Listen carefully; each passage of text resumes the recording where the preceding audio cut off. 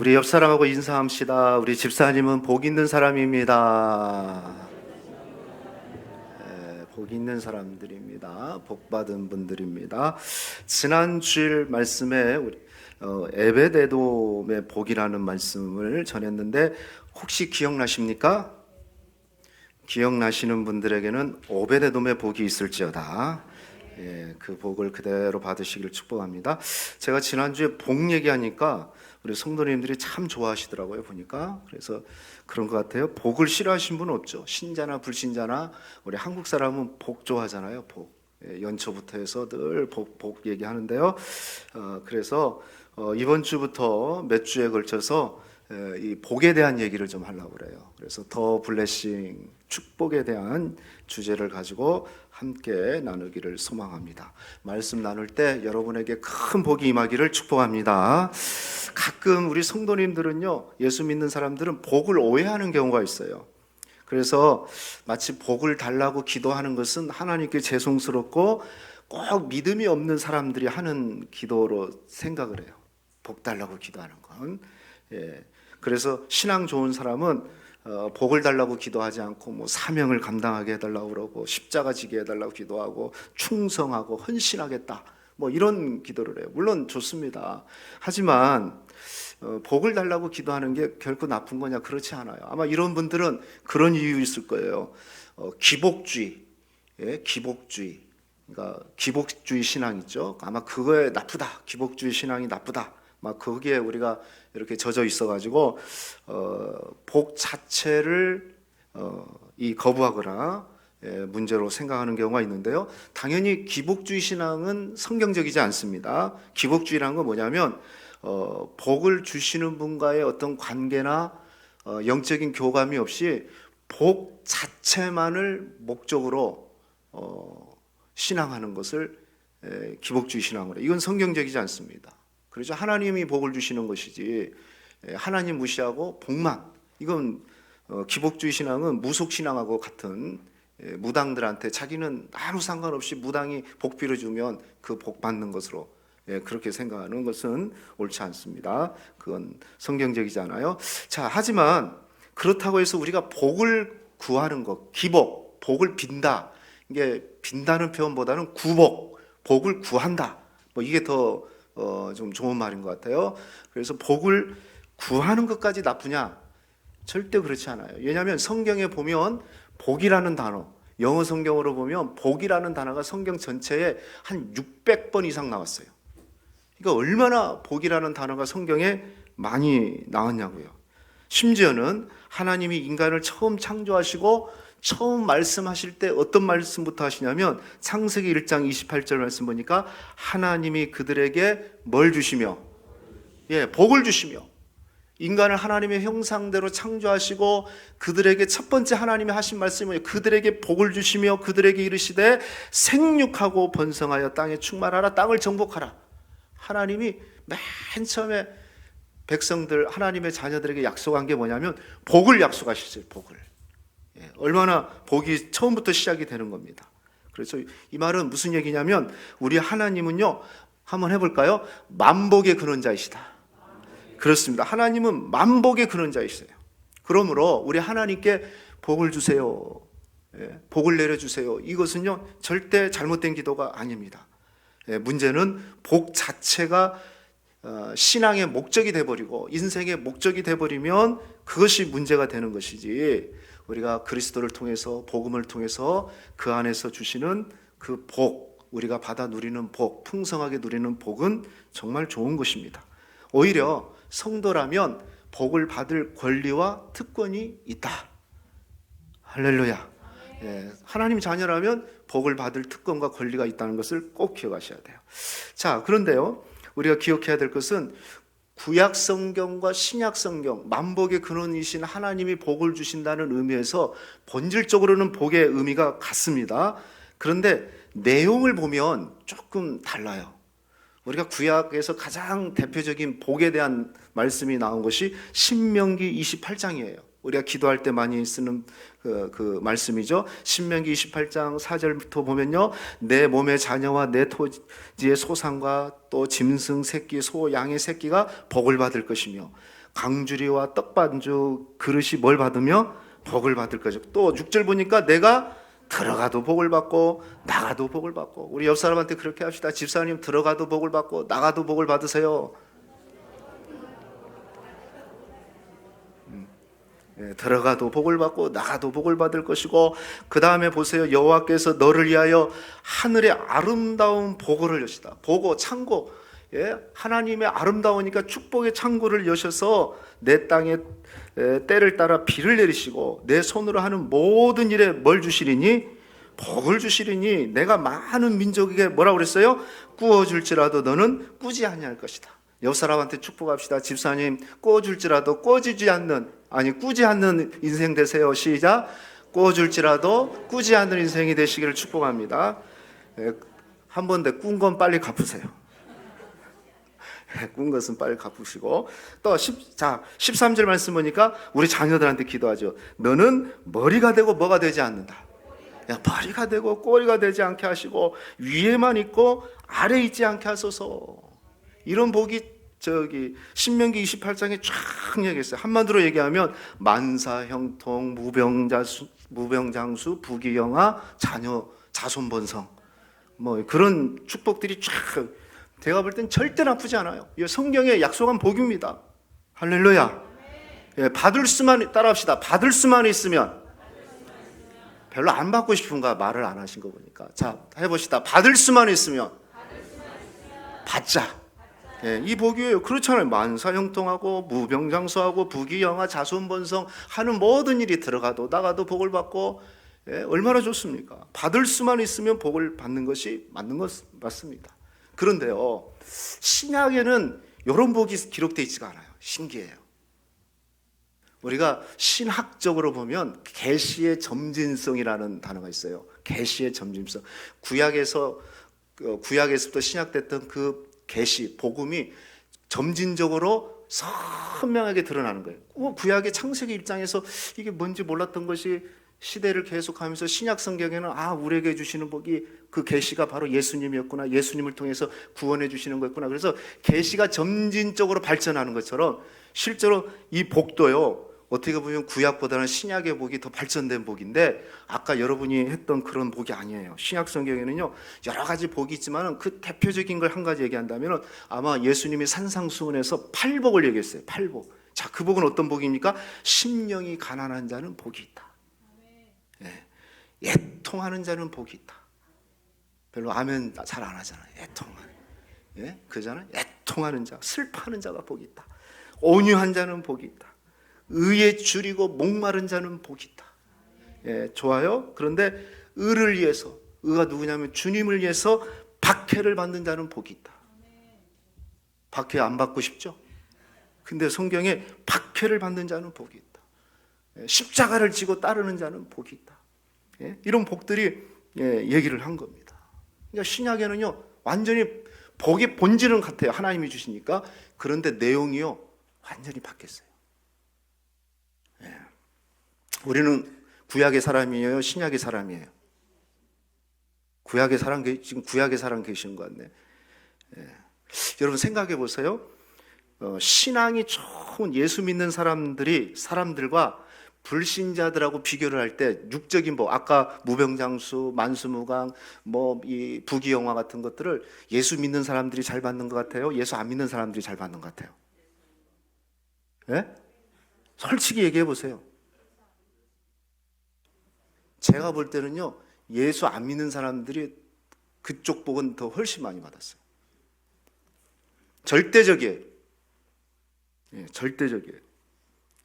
이 말은 무슨 얘기냐면요, 신앙과 육적인 복과는 상관이 없어요.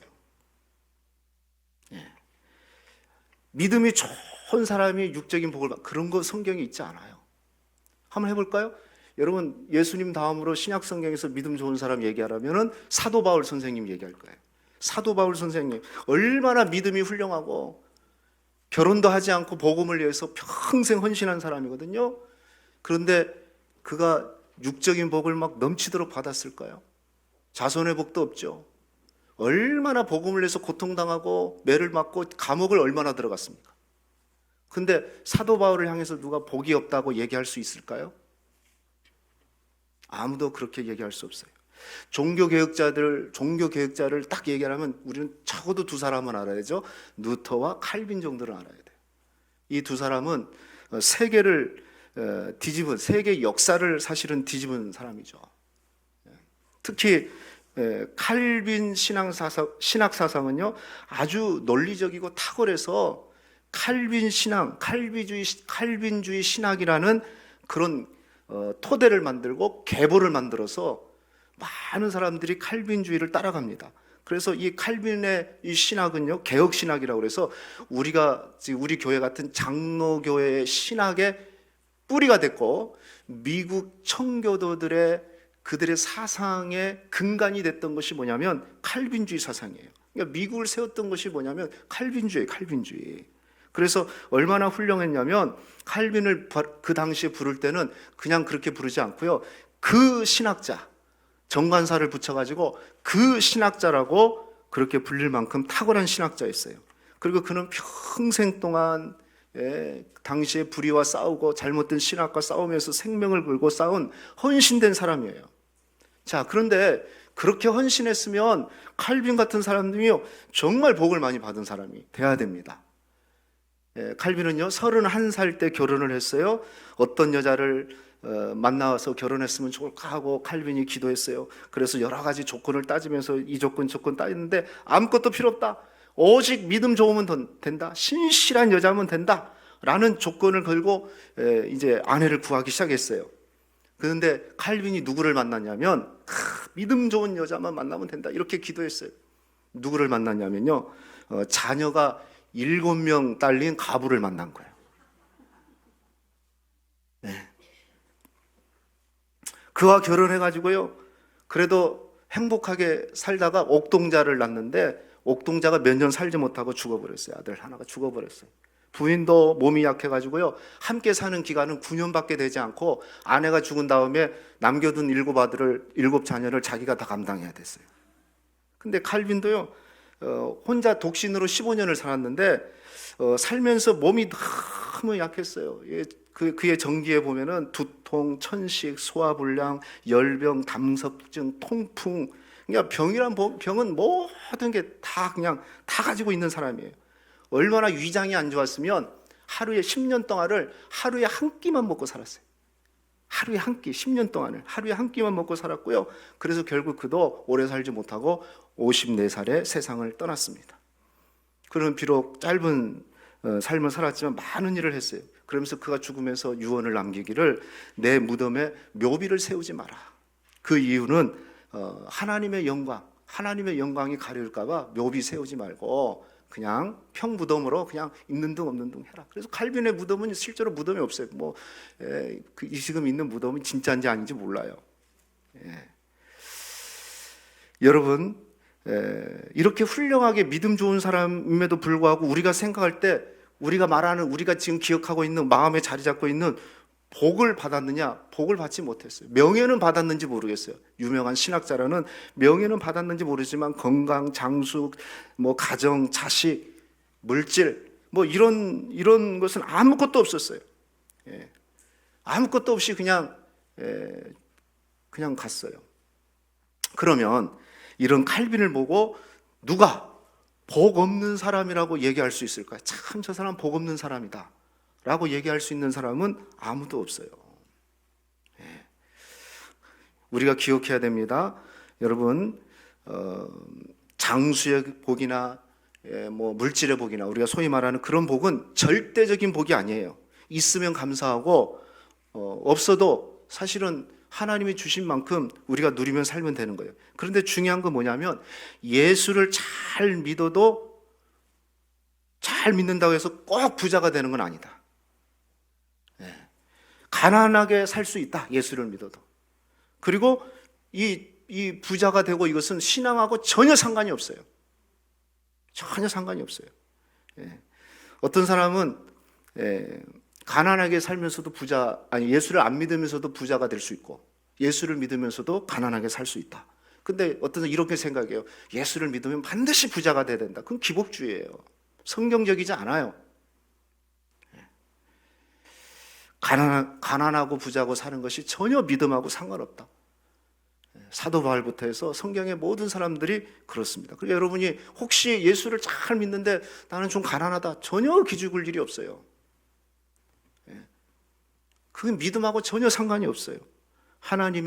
하나님께서 은사에 따라서 주시는 것밖에 없는 겁니다. 그러면 우리 신자들이 정말 누려야 될 복이 뭘까? 예수를 믿으면서도 어떤 사람들은 이렇게 고백할 사람도 있어요. 나는 복을 못 받은 사람 같아.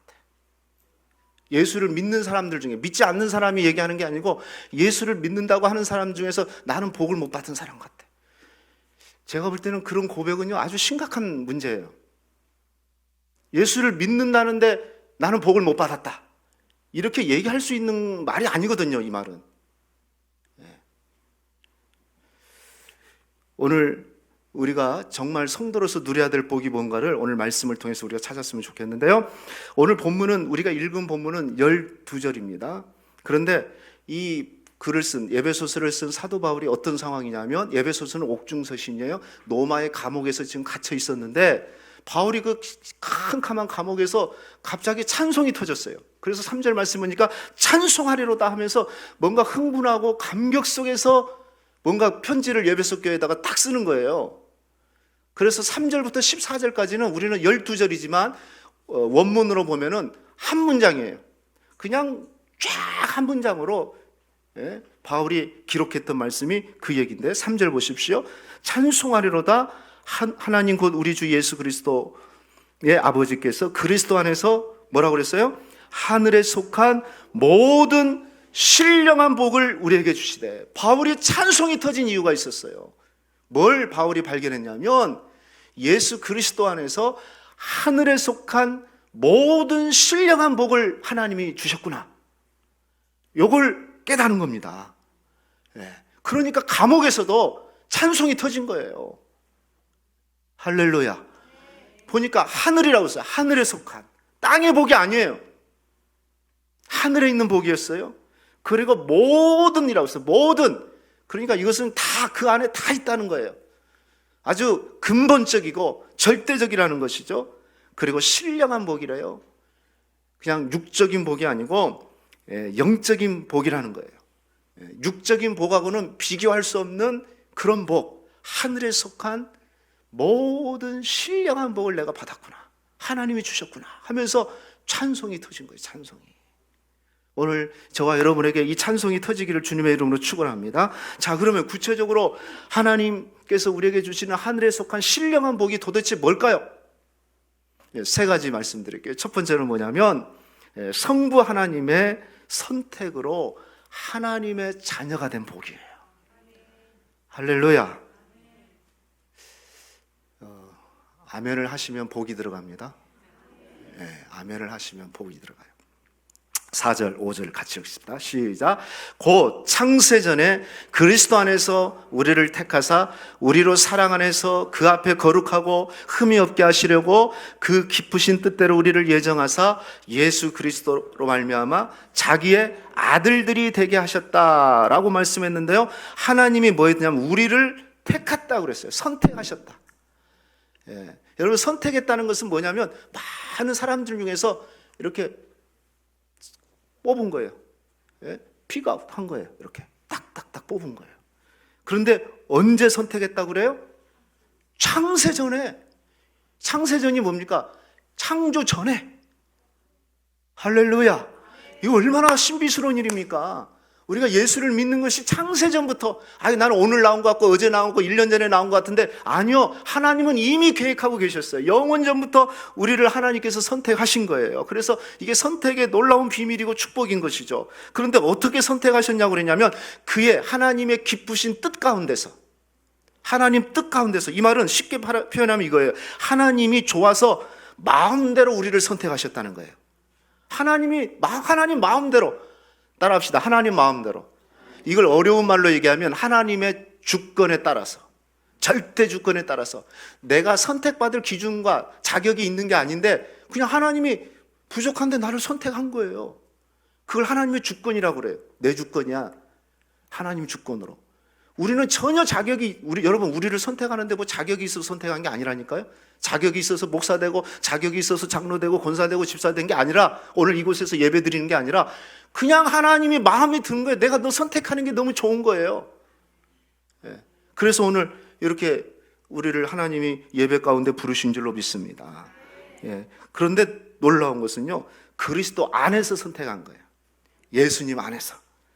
예배소서는 그리스도 안이라는, in Christ라는 단어가 한 30번 이상이 나와요. 그리스도로 말미암아, 아들로 말미암아, 이런 단어가 많이 나옵니다. 얼마나 중요하면 그렇게 이 짧은 서신에서 그렇게 썼겠어요. 여러분, 우리를 선택할 때 자격과 조건이 있는 것이 아니고 그냥 선택하셨어요. 그런데 왜 선택하셨냐면 우리를 거룩하고 흠이 없게 하시려고. 흠이 많은데 흠이 없게 만들어서 하나님의 자녀, 자기의 아들로 삼아주시기 위해서 우리를 선택하신 거예요. 할렐루야. 여러분, 이게 찬송이 터질 일 아닙니까? 감옥에서 막 찬송이 터질 일 아니에요? 여러분은 로또가 당첨되면 막 찬송이 터지겠지. 근데 사도 바울은 그것이 아니었어요. 내가 창세전에 나 같은 죄인을, 그 핍박자였던 바울을 선택해가지고 하나님의 복음을 전하는 주의 자녀로 삼아주신 것에 대해서 바울이 캄캄한 감옥에서 찬송이 터진 거예요. 하나님, 영광과 찬송을 받으십시오. 내가 무슨 자격이 있다고 이런 은혜를 주셨습니까? 이게 바로 신령한 복입니다. 여러분, 이 복보다 더 좋은 복이 어디 있어요? 누가, 뭐 누가라고 얘기하지 말고 우리 윤 대통령께서 선택만 받아도 와, 청와대로 들어와, 그러면 막 설레가지고 난리 날걸요. 옷을 못 입고 가지. 오늘 여러분 선택받았는데 못 입고 오셨어요? 어떤 마음으로 오셨어요? 대통령 앞에 서는 것보다 더 기쁨으로 와야 되지 않겠어요? 더 경외함으로 와야 되지 않겠어요? 우리가 뭔데 선택받아서 오늘 하나님을 예배하고 구원받은 백성이 됐습니까? 할렐루야. 이보다 더 좋은 복이 있으면 얘기해 보십시오. 없어요. 그런데 한 걸음 더 나가서 또 어떤 복이냐, 신령한 복은요, 성자 예수님의 보혈로 우리를 속량, 곧 제사함을 허락해 주신 복이에요. 우리는 죄인이거든요. 자, 7절 같이 크게 읽읍시다. 시작. 우리는 그리스도 안에서 그의 은혜의 풍성함을 따라 그의 피로 말미암아 속량, 곧 제사함을 받았다. 할렐루야. 예, 속량, 곧 제사함을 받았어요. 어떻게 이 복을 받았다고 얘기합니까? 그의 피로 말미암아, 예수의 피로 말미암아. 예수의 피라는 것은 십자가에 예수님이 죽으셔서 피 흘리셨는데 그 피로 말미암아 우리가 제사함 받았다는 겁니다. 할렐루야. 우리는 영원히 죄와 허물로 죽어야 되는데 예수님의 보혈로 우리를 속량해 주셔서 죄를 다 씻어 주셨어요. 히브리서 9장 22절 말씀 보니까 피 흘림이 없이는 제사함이 없느니라. 고린도후서 5장 21절은 같이 읽읍시다. 시작. 하나님이 죄를 알지도 못하는 이를 우리를 대신하여 죄로 삼으신 것은 우리로 하여금 그 안에서 하나님의 의가 되려 하심이라. 우리는 죄인인데 죄 없으신 예수님을 죄인으로 우리를 대신해서 삼으셔가지고요, 대신 죽게 만들고 우리는 하나님의 의가 되게 하셨어요. 누턴은 이걸 통해서 이 십자가의 죽음을 뭐라고 표현했냐면 거룩한 자리 바꿈이다. 거룩한 자리. 우리가 죄인이기 때문에 우리가 죽어야 되는데 예수님하고 자리를 바꿔버린 거예요. 그래서 예수님을 죄인 삼아 죽이시고 우리는 예수님의 의로 덧입혀 주셔서 우리가 의인 됐다고 선언해 주는 겁니다. 이게 놀라운 일이지 않습니까? 그렇죠? 그래서 예수님의 나의 죄는 더 이상 죄가 아니고 의인이 되었고, 예수님은 더 이상 의인이 아니고 죄인이 되어서 내 대신 죽고 나는 의인이기 때문에 사는 역사가 일어난 거죠. 이것이 예수님이 죄인이 되고 우리가 의인이 되는 그 원리예요. 하나님이 자리를 바꿔버렸어요. 내가 죽어야 되는데 예수님을 대신 십자가에서 잡으신 거예요.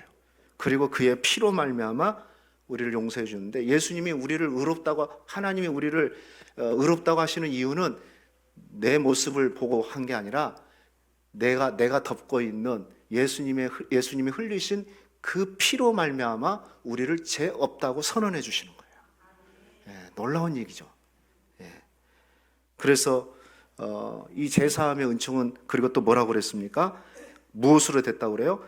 그 은혜의 풍성함을 따라. 이건 은혜가 아니면 설명이 안 되는 얘기예요. 누가 대신 죄인을 위해서 죽을 사람이 어디 있어요? 그래서 그 은혜, 하나님의 은혜의 풍성함을 따라 우리가 그의 피로 제사함을 받았다. 죄인들은 영원히 죽어야 되는데, 영원히 지옥의 저주를 받아야 되는데 예수님이 십자가에서 내 대신 저주를 담당하신 거예요. 얼마나 놀라운 일입니까? 얼마나 놀라운 축복을. 이게 믿어진다면, 이걸 믿는다면 우리는 제사함 받았고 하나님의 자녀가 되는 엄청난 하나님의 복을 받았기 때문에 여러분, 이건 놀라운 일이죠. 엄청난 축복이죠. 이보다 더 좋은 복이 어디 있습니까? 이보다 더 좋은 복이 어디 있어요? 이보다 더 좋은 복은 없는 겁니다. 여러분, 이 복을 누리시기를 주님의 이름으로 축원합니다. 그리고 또 한 걸음 더 나가면요, 어떤 복을, 신령한 복은 어떤 복이냐? 성령 하나님의 인치심을 받은 복이다. 자, 성자 하나님께서 선택하시고 우리를 자녀 삼아 주셨고요, 그리고 성자 예수님이 그의 피로 우리를 속량해 주신 것도 대단한데 이게 전부가 아니에요. 성령 하나님이 우리를 인치심으로 영원한 하나님 나라의 보증이 되어 주셨어요. 자, 말씀 13절 14절 우리 같이 크게 한번 읽어볼까요? 시작. 그 안에서 너희도 진리의 말씀 곧 너희가 구원의 복음을 듣고 그 안에서 또한 믿어 약속의 성령으로 인치심을 받았으니 이는 우리 기업의 보증이 되사 그 여신 그의 영광을 찬송케 하려 함이라. 그래서 보세요, 우리가 복음을 들을 때, 하나님이 복음을 듣고 믿을 때 어떤 놀라운 일이 일어나냐면 성령으로 인치심을 받아. 인치신다는 게 뭐냐면요, 도장을 찍는다는, 쉽게 얘기하면 도장을 찍는다는 건데 어떤 대상에 대해서 소유권을 획득하는 것이고 소유한 순간부터 보호하면서 책임을 지겠다는 그 도장이 바로 인치셨다는 거예요. 그래서 로마 시대에는요, 이 도장을 노예나 가축들에게 찍었어요. 노예나 가축들에게 딱 찍으면 내 소유가 되는 거예요. 그리고 이걸 내가 책임지겠다, 보호해주겠다는 그런 의미가 담겨져 있는 겁니다. 똑같아요. 하나님께서 성령으로 우리를 인치셨다는 건 뭐냐면 너희는 나의 영원한 소유가 됐다. 그리고 내가 너희를 지속적으로 보호해 줄 것이다. 지속적으로. 그런데 한번 성령으로 딱 도장을 찍어버리잖아요. 그러면요, 이건 누구도 지울 수가 없어요. 지워지지도 않고 지울 수도 없어요. 아니, 성령님이 찍었는데 어떻게 지우겠어요? 지워지지 않는 인을 받은 사람들이 저희입니다. 할렐루야. 자, 에베소서 4장 30절을 한번 읽어봅시다. 자, 눈 뜨시고 읽으세요. 시작. 하나님의 성령을 근심하게 하지 말라. 그 안에서 너희가 구원의 날까지 뭘 받았다? 언제까지 인치심을 받았다? 오늘만 인치심 받은 게 아니고요, 잠깐 인치심 받은 게 아니고요, 1년 동안 인치심 받은 게 아니고요, 구원의 날까지. 이것은 천국 가는 그날까지 인치심을 받아버린 거예요. 딱 찍어갖고 넌 내 것이야, 내가 너 책임져 줄게, 내가 너 지켜줄게, 이렇게 하나님께서 딱 선언해 보신 거예요. 그래서 영원한 기업의 보증이 되셨어요. 보증이라는 것은 뭐냐면 계약할 때 보증금 내는 거예요. 보증금. 우리는 이 땅에 살아가잖아요. 근데 우리가 천국 백성이라고 우리가 믿고 사는 이유가 뭡니까? 보증금을 내줬다니까?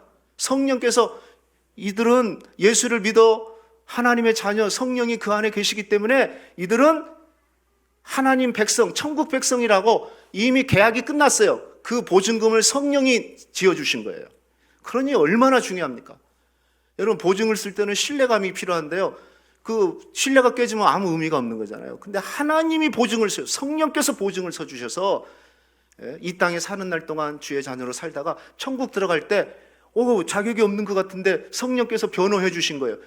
원수마귀 사탄이 요놈은 예수 믿는다고 해서 제대로 믿지를 못하고 뭐하고 막 따져요. 마치 신문하는 검사가 돼가지고 송사할 겁니다. 막 그럴 거예요.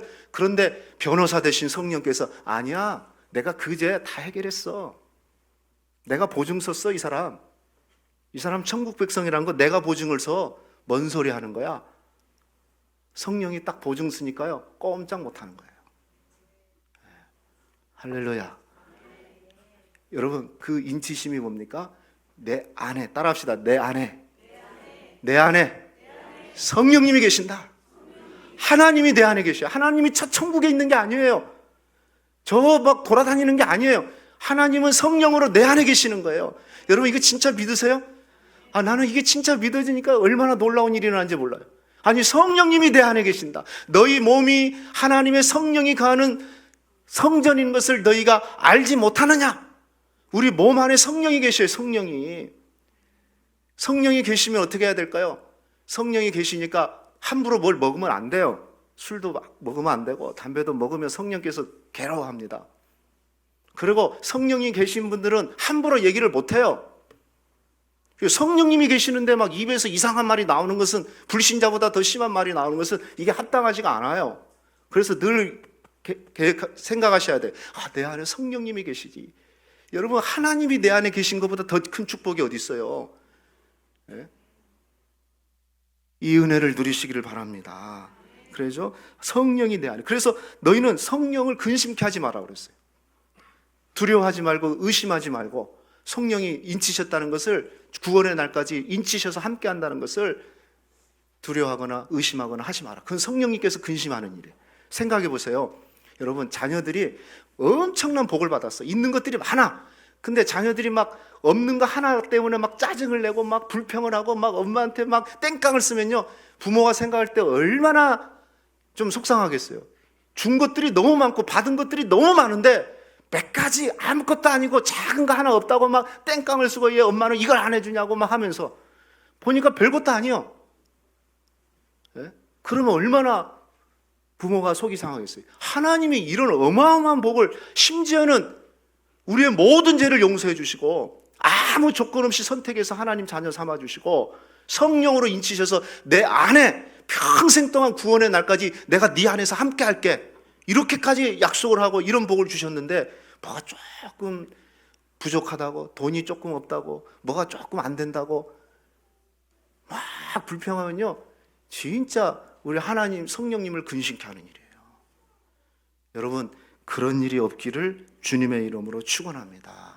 이런 복보다 더 복은 없어요. 세상에 이런 복이 어디 있어요? 이런 축복이 어디 있어요? 예? 아니, 우리같이 구원받은 복이 어디 있어요? 그래서 말씀하잖아요. 너같이 행복한 자가, 이스라엘아, 너같이 복받은 자가 누구 있느냐? 우리는 그 복을 받았는데도 누리지 못하는 거예요. 알지 못해. 복이 없다고. 예수 믿어도 소용없네. 예수 믿어도 못 받았네. 아니, 물질 조금 없는 거 그런 문제가 아니에요. 약간 건강이 안 좋은 거 그 정도로 문제가 아니에요. 자식들이 조금 문제가 좀 안 풀리는 거 그 정도로가 아니에요. 다 날배대로 둬둬요. 그것들은 다 해결되고 잘 돌아가게 돼 있어요. 내가 괜히 근심하는 거예요. 그럼 우리에게 진짜 축복은 뭐냐면 성령이 내 안에 계시는 거예요. 여러분, 이 축복을 누리십시오. 이보다 더 좋은 복은 세상에 없습니다. 할렐루야. 말씀 맺을게요. 하늘에 속한 신령한 복은요, 성삼위 하나님께서 완벽하게 계획하시고 완벽하게 이루시고 완벽하게 우리에게 허락하신 복이라는 거, 그게 바로 하늘에 속한 신령한 복임을 여러분 기억하시고, 세상에 이것보다 더 좋은 복은 없다. 이 복을 만약에 여러분이 진짜 받은 걸 믿는다면, 지금의 여러분 삶 속에서 작은 소소한 것들이 되고 안 되고, 그런 거 갖고 불평하고, 그런 거 갖고 괴로워하고, 그런 거 갖고 뭐 할 이유가 전혀 없다. 하나님은 자기 자신까지 줘가지고 우리 안에 성령으로 인쳐주셨는데, 뭐가 부족해가지고 뭐가 안 된다고 우리가 불평할 게 하나도 없습니다. 오늘 우리 동명교회 성도님들은 하늘에 속한 신령한 복을 누리시기를. 그래서 바울이 7절, 12절, 14절에 보면 이 복을 깨달을 때마다 영광과 찬송과 감사를 드린 것처럼, 여러분이 여러분 삶 속에서도 영광과 찬송이 끊이지 않기를 주님의 이름으로 축원하겠습니다. 기도 제목, 자, 1 시작. 건강, 물질, 번성의 복은 주셔도 감사, 안 주셔도 감사하게 하시고, 그러나 하늘에 속한 모든 신령한 복은 꼭 받아 누리게 하소서. 2. 성부 하나님의 선택하심, 성자 예수님의 구속하심, 성령 하나 감사와 찬양으로 영광 돌리게 하소서. 3. 신령한 복보다 더 좋은 복이 없으니 이 복을 주신 하나님께 감사하게 하시고 받은 복을 나누는 축복의 통로로 살게 하소서.